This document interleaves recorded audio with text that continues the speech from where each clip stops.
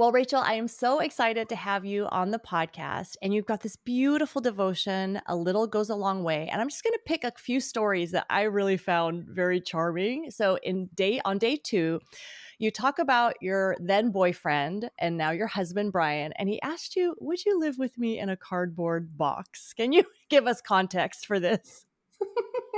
Well, thank you so much for having me on. And we before we hit record, we were talking about you were on my podcast, and it's so Yes. fun to then now be on yours. I'm just so thankful that So God much has fun. connected us. But yeah, so my husband, we've been together now. We met 20 years ago in college, first day of school at an oak tree, Oh my goodness. and I remember seeing him, and he had a black eye.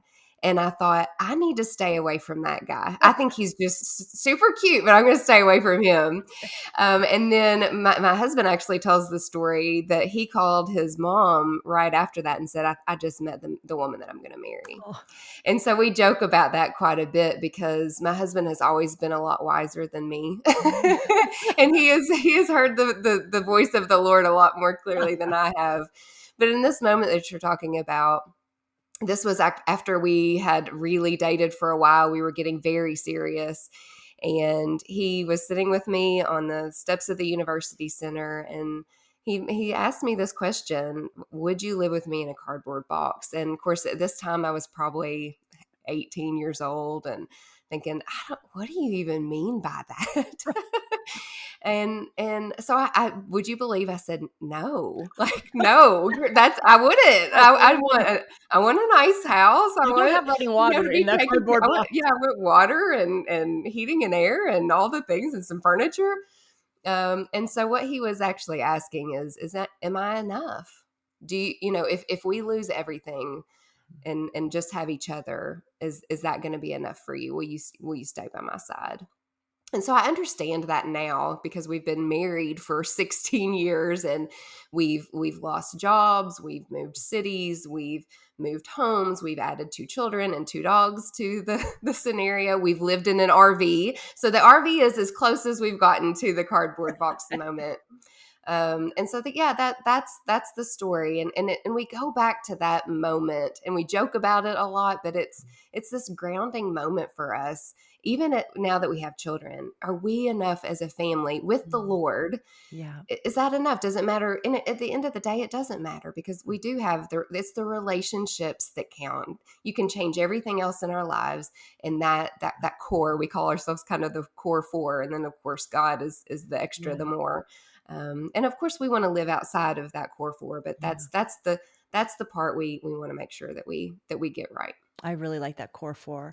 I have to go back to that oak tree, because I've got a freshman in college now. And I think as a girl, we dreamt of like going to school and it's the first day of school. And, I was always in my mind, I dropped the books and he picked them up and your eyes meet, but you honestly met him. That's crazy. Now, how long did that conversation take? Like, how long was that conversation by the oak tree? And why was his eye black?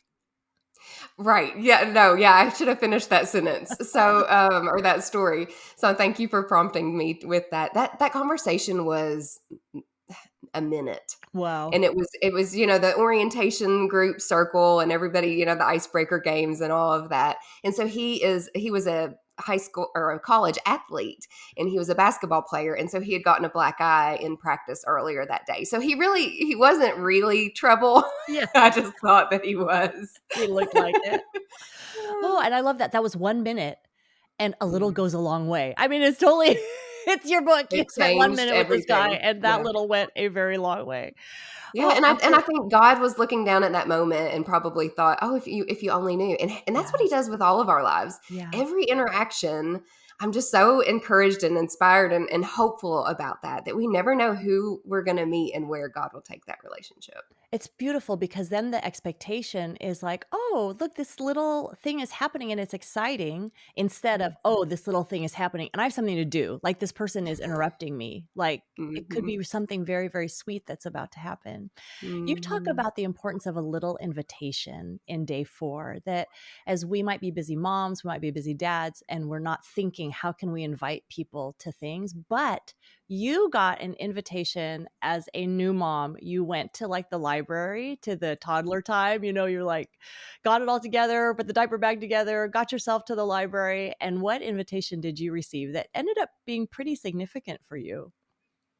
Yes, this actually, Arlene, it changed everything for me. And I don't say that lightly because I first of all, I was really hesitant as a new mom. My son Will was a, he was a really tough baby. And so I didn't leave the house for a very long time. Mhm. I was very secluded, very isolated, didn't have a community, wasn't involved in church. So I was just I was happy with my core three at that time, Right.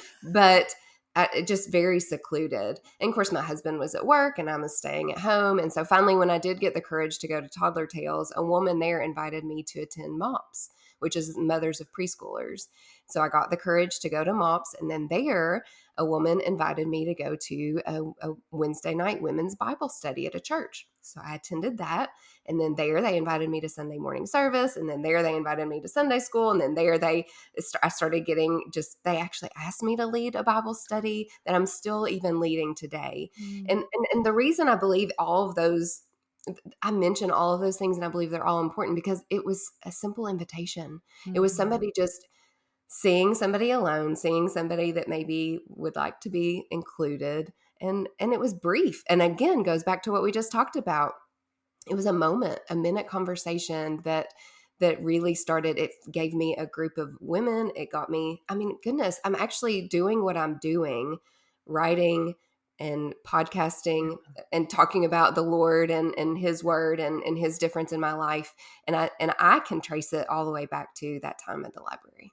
That is amazing. It's incredible. And it's both. It's like you had the courage to say yes to the invitation, and someone had the wisdom and the consideration to take the time to invite you. So it's really a beautiful story of how just a little bit goes a super long way.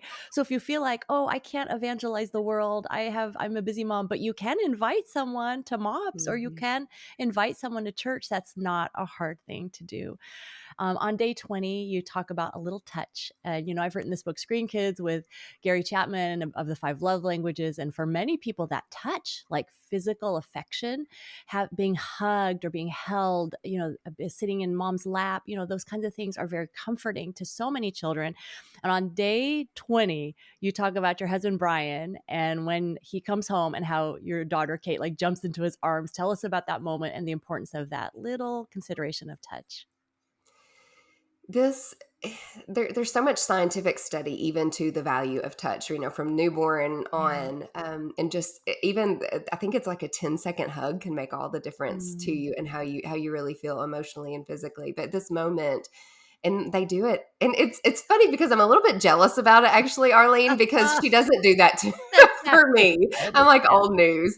But when he comes home from work, she runs to him, jumps up, and just full frontal hug into his. She's 11 now, so she's gotten a lot taller. And so I just said this past weekend, I wish that I have been taking pictures of this as she's Mm. continued to do it over the years and how much longer she's getting. And Oh, but he still wants her to. And so that is their special moment. But my husband, when he comes home, he just says, I feel so much better now. And he's oh, like, there's just something about her hugs. yeah. And I just am so challenged by, even biblically, how much Jesus touched Mm. people and the value of touch. And I think, especially when we're worried about catching other people's, just sickness Yes, and spreading germs and even just getting in people's personal space, how we're a little yeah, less hesitant to even yes, shake hands and offer a hug of consolate yeah, or, comfort. And so if Jesus did that, and I know that in my life, it's so nice to have a hand to hold. And how many people don't have that? I'm even thinking of those maybe that are living alone, that don't have the core four, or living in a nursing home, or whatever mhm. their life may be like. I think the power of a touch, a soft rub on the back, or Yes. a pat on the back, for that matter, I think can go a long way. Yeah, and even when it seems like your kids are too big, like you're talking about, like, so mine are now 18, almost 16, and 13. And it's like, they're not too big, even when they're big, you could give that hug and it's a good thing.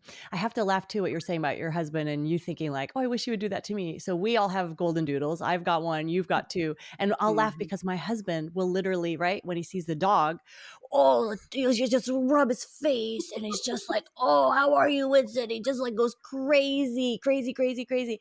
And I'll laugh and I'll say to my girls, I'll be like, "That's how daddy used to be when he saw me." And then he I goes know. nuts. It's so funny. You touch your face, "Hi, honey." So you could do that. You play a joke on our spouses today, like treat them like we do our dogs and just be like, "Oh, just touch them and rub their hair. Like, it's good to see you, buddy." It is, and I actually joke about that with my kids too, because I do. It's like I talk to my dogs like they're my babies, Yeah. And I said, if I talk to you the way that I talk to these dogs, I don't know. Yeah. This goes right into day 38, which is the power of a little encouragement. You ran a half marathon once. Tell us. Keyword once. I've never run a half marathon in my life, nor will I. So tell us about your experience and the power of that little bit of encouragement.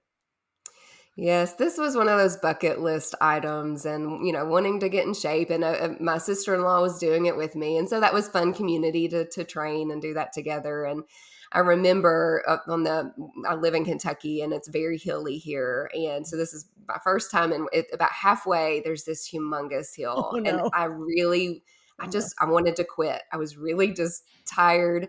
And then right when I wanted to quit, my family and my friends, they came into view and they had big posters Oh, and they were cheering for me and clapping and yelling. And in that moment when I wanted to quit, it helped me to press on. wow. And it still almost makes me, evokes emotion in me because I think about how often, just in general, in our everyday, ordinary lives, how often we can be on the verge of wanting to quit. And when somebody comes along and just, says, "Gosh, I see you and you're working really hard," or "I think you do a great job at that," or "Gosh, I love listening to you," or "When you said this," or "When you wrote this," or whatever it may be, or "You're a great cook," whatever it may be, Right. those words of encouragement, we just never know who is just really feeling depleted, who's feeling really discouraged, and could that be the word of encouragement to help them to persevere and carry on?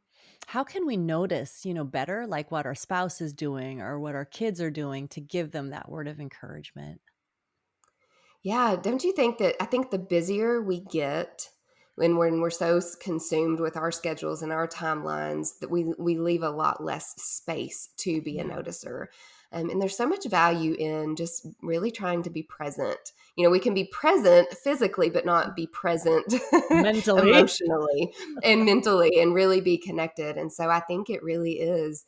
And maybe it's even a prayer, Arlene, to Yeah. say, "God, help me to notice the needs in front of me today and let me Mm, know how I can meet those needs." And, yeah. and again, a word of encouragement, goodness, by text or call or in person, again, it can take seconds and the difference it can make for a lifetime. I'm still talking about that. And that was, I don't know, 5 years ago or more. So.